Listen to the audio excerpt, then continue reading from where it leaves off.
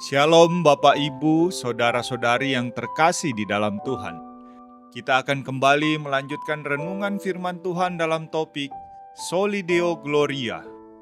Bagian firman Tuhan yang akan membantu terambil dari Yesaya 42 ayat 8, terjemahan baru kedua, yang berbunyi demikian. Aku Tuhan, itulah namaku. Aku tidak memberikan kemuliaanku kepada yang lain, atau kemansyuranku kepada patung. Bapak, Ibu, Saudara-saudari yang terkasih di dalam Tuhan, bagian ini adalah pernyataan yang sangat tegas dari Tuhan, seolah-olah Dia sedang mengklaim hak cipta atas seluruh ciptaannya.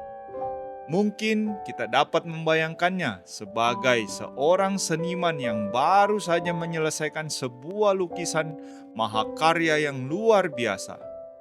Ketika Tuhan berfirman bahwa aku ini Tuhan, itulah namaku. Ini seperti seniman yang berkata, saya adalah pelukisnya. Nama saya ada di lukisan ini. Sayalah yang asli. Dengan kata lain, Tuhan sedang menegaskan, saya adalah pencipta yang sejati. Saya yang asli. Dan seniman yang asli itu berkata, saya tidak akan mengizinkan orang lain mengambil pujian atas lukisan saya ini. Penghargaan ini murni milik saya, dan saya tidak mau berbagi lampu sorot dengan siapapun.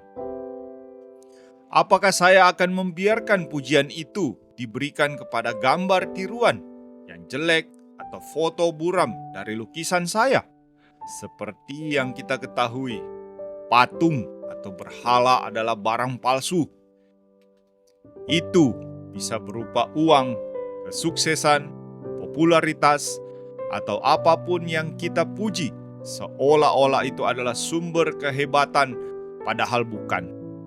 Tuhan berfirman bahwa Dia adalah satu-satunya Tuhan yang benar. Semua pujian hanya untuk Dia, dan Dia tidak akan membiarkan pujian itu kamu berikan kepada hal-hal lain yang bukan Tuhan.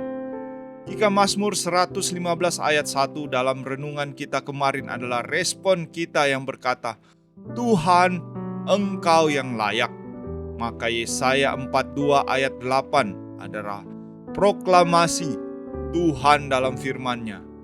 Ya benar, hanya Akulah yang layak. Ini adalah inti dari kehidupan Kristen, yaitu kita memastikan bahwa Tuhan mendapatkan tempat pertama dan satu-satunya yang layak Dia terima. Menghidupi bagian ini adalah perjuangan seumur hidup lawan pemberhalaan diri. Melalui bagian firman Tuhan hari ini, kita tahu bahwa Tuhan tidak akan membagi kemuliaannya dengan patung.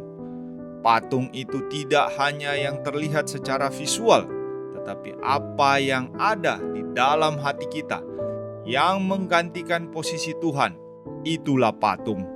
Beberapa hal yang dapat kita renungkan untuk menemukan patung dalam diri kita adalah melalui pertanyaan, apa yang paling saya takuti untuk kehilangan selain Tuhan?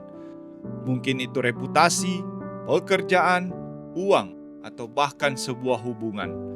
Atau mungkin kita dapat menanyakan kepada diri kita, kemana saya berlari untuk mendapatkan rasa aman, penghiburan, atau validasi? Apakah ke media sosial, ke rekening bank, ke pujian orang lain, ke pasangan? Jika kita menyadari bahwa rasa aman kita ada pada pekerjaan lebih daripada Tuhan, akui itu. Berdoalah, Tuhan ampuni saya, karena telah menjadikan pekerjaan sebagai Tuhan kecil saya. Engkaulah satu-satunya dalam kehidupanku. Ini adalah pertobatan aktif dari pemberhalaan. Mari kita menemukan apa yang menjadi patung dalam hidup kita. Mari kita membereskannya, dan biarlah Tuhan saja yang layak menerima pujian dan penghormatan dari diri kita.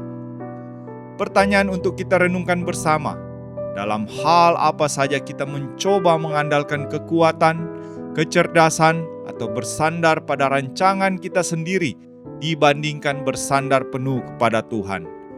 Apa yang membuat kita mengambil keputusan itu? Mari kita berdoa. Ya Tuhan, Engkaulah Allah, itulah namamu. Engkaulah pencipta langit dan bumi. Tidak ada yang lain di sampingmu.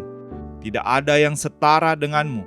Engkau telah berfirman bahwa Engkau tidak akan memberikan kemuliaan kepada yang lain atau pujianmu kepada patung-patung. Namun kami mengaku di hadapan-Mu Tuhan, betapa seringnya kami gagal. Kami mencari pujian dari manusia. Kami membangun nama untuk diri kami sendiri. Dan kami lupa bahwa semua pujian itu seharusnya hanya untuk-Mu. Ampuni kami juga atas patung-patung modern yang kami ciptakan dalam hati kami. Patung kesuksesan, patung kekayaan, patung kenyamanan, patung penerimaan orang lain, dan patung diri sendiri yang kami tinggikan.